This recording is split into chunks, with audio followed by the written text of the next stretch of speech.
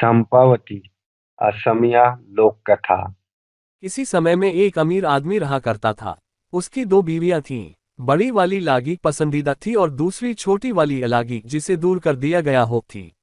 दोनों बीवियों की एक एक बेटी थी। बड़ी बीवी के बार बार कहने और लड़ाई झगड़ा करने पर पति ने दूसरी बीवी और उसकी बेटी के रहने के लिए घर के पिछवाड़े में एक झोपड़ी बनवा दी। अलागी अपनी बेटी के साथ गरीबी में अपना जीवन गुजारने लगी। उसकी बेटी का नाम चंपावती था।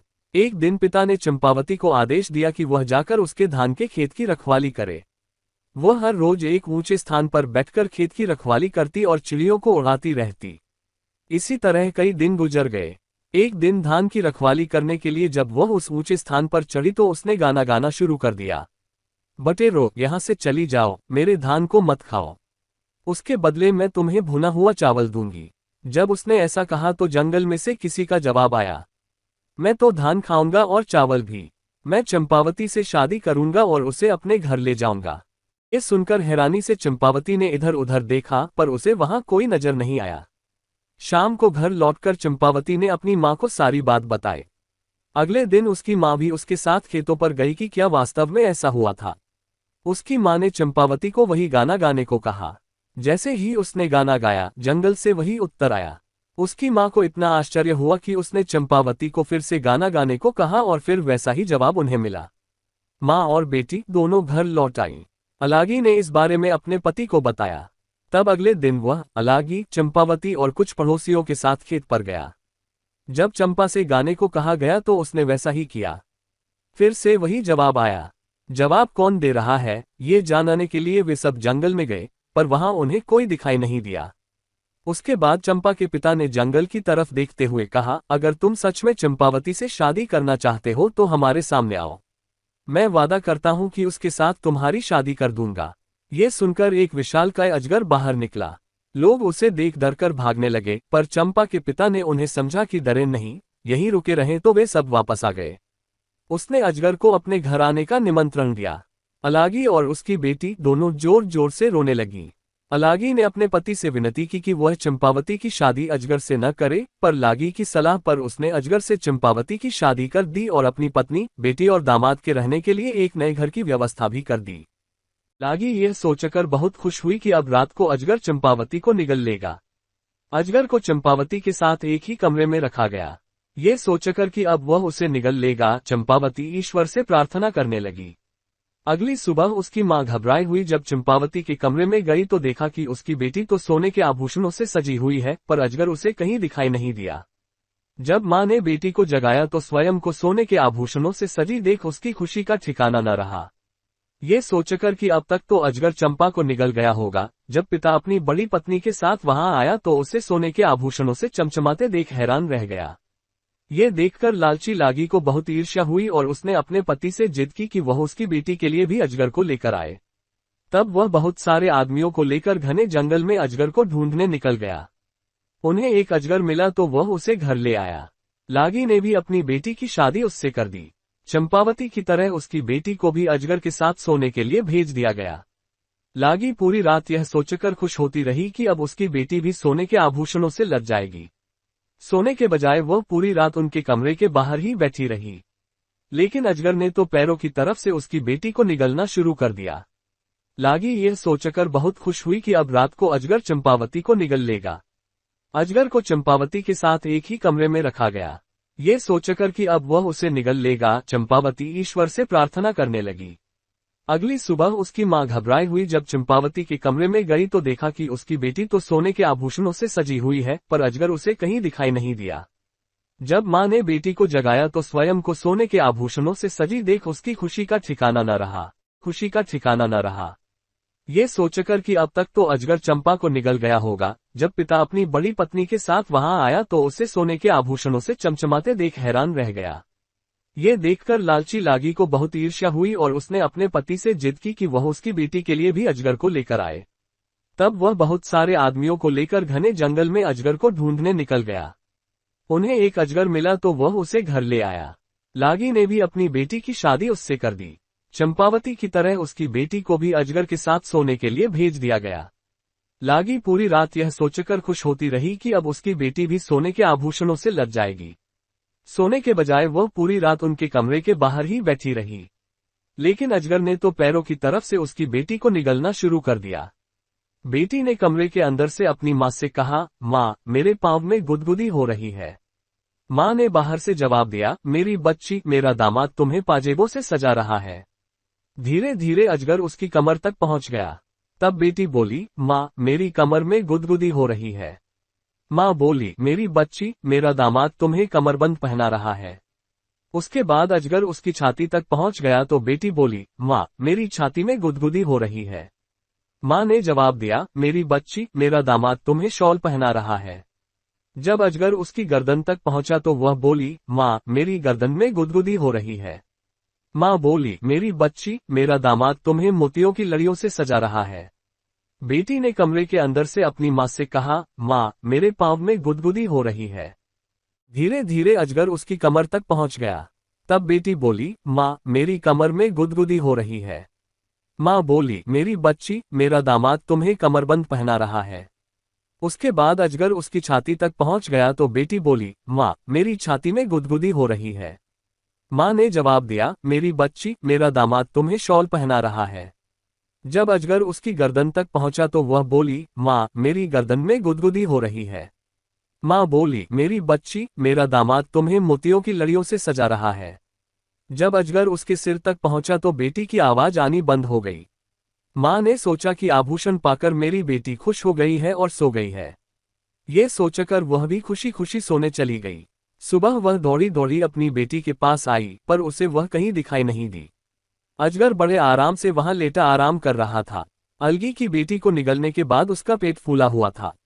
ये देख उसे एहसास हुआ कि क्या हुआ है और वह दहाड़े मारकर रोने लगी। उसके रोने की आवाज सुन पति दौड़ा दौड़ा आया और पूछा कि क्या हुआ। जब उसे सच का पता चला तो वह सिर पकड़कर वहीं जमीन पर बैठ गया। अलागी और चंपावती भी रो रही थीं। सारे गांव वालों ने पति पत्नी का बहुत मजाक उड़ाया और उनके लालच पर उन्हें धिक्कारा। सब लोगों ने मिलकर बेटी के शव को अजगर के पेट से बाहर निकाला और उसका दाह संस्कार कर दिया। उसके बाद तो लागी और उसके पति को अलागी और चंपावती से इतनी नफरत हो गई कि वे दोनों उनसे पीछा छुड़ाने का तरीका सोचने लगे। एक दिन वे अपने हथियारों के साथ उन्हें जबरन घसीटते हुए जंगल में ले गए। उन्हें बेहोश कर वे उन्हें मारने ही वाले थे कि तभी एक अजगर वहां आया और उसने उन दोनों दुष्टों को निगल लिया। अजगर ने बेहोश माँ बेटी को उठाया और जंगल में ले गया।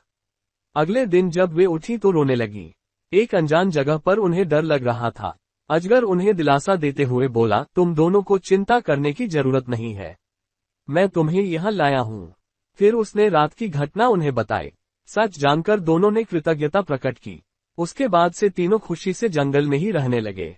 कुछ दिनों बाद अलागी अचानक बीमार पड़ गई और उसकी मृत्यु हो गई। चंपावती अकेली रह गई। एक दिन जब अजगर बाहर गया हुआ था तब एक बूढ़ी स्त्री वहां आई। चंपावती ने लंबे समय से किसी मनुष्य को नहीं देखा था। उसने बहुत सम्मान के साथ उस स्त्री का स्वागत सत्कार किया। तब उस स्त्री ने उसकी सेवा से खुश होकर बताया, जो अजगर तुम्हारा पति है वह असल में एक देवता है।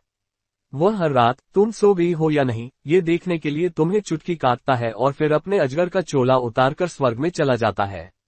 वहां कुछ समय वह अन्य देवताओं के साथ व्यतीत करता है।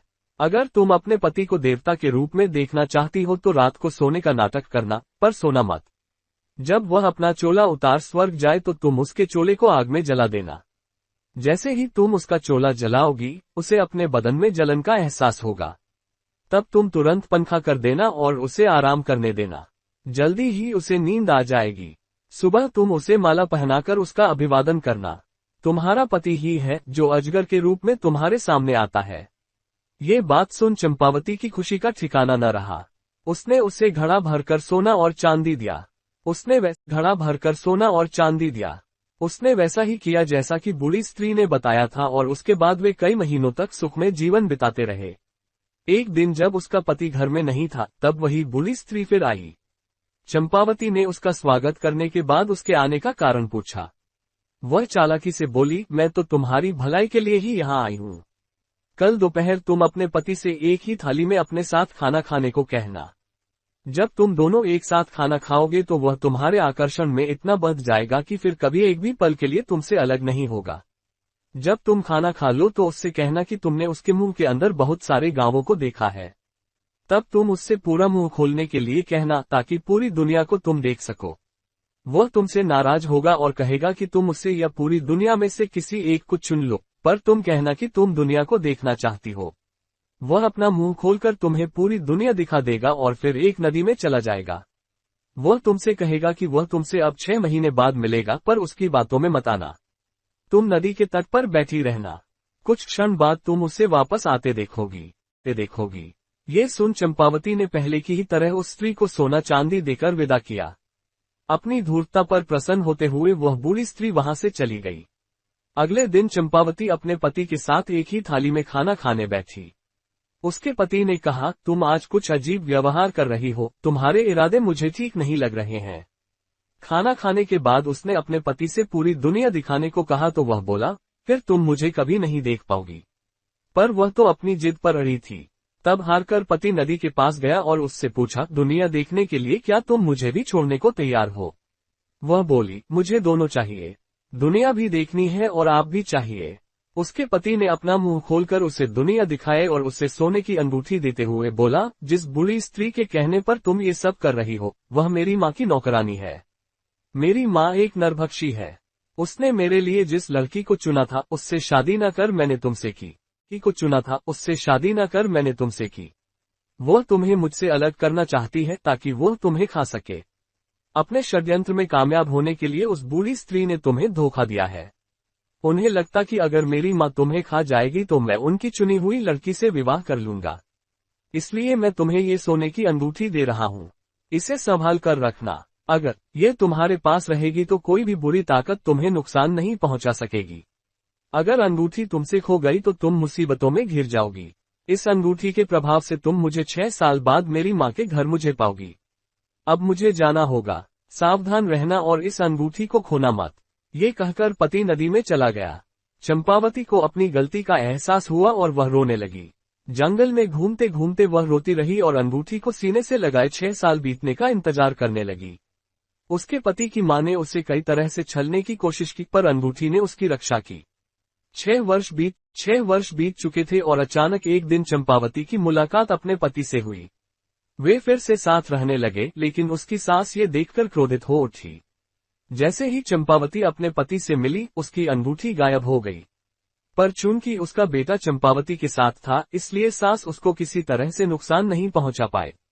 एक दिन उसने एक पत्र लिखा, यह मेरी सबसे बड़ी दुश्मन है, इसे खत्म कर दो, पर इसके मांस का एक टुकड़ा मुझे भेज देना। उसने वह पत्र चंपावती को दिया और उसे एक राक्षस के पास भेज दिया। सास के आदेश का पालन करने के लिए पति को बिना बताए वह उस राक्षस को पत्र देने चली गई। जब पति घर आया तो उसे कुछ शक हुआ और वह चंपावती के पीछे पीछे गया। उसने उसके हाथ से पत्र छीन लिया और उसे पढ़ा। पत्र पढ़कर उसका गुस्सा 7वें आसमान पर पहुंच गया। वह घर गया और बिना कुछ कहे उसने अपनी मां के प्राण ले लिए। उसके बाद वे दोनों दानवों के उस गांव को छोड़कर चले गए। दूसरे नगर में जाकर अपनी गृहस्थी बसाए और खुशी खुशी रहने लगे।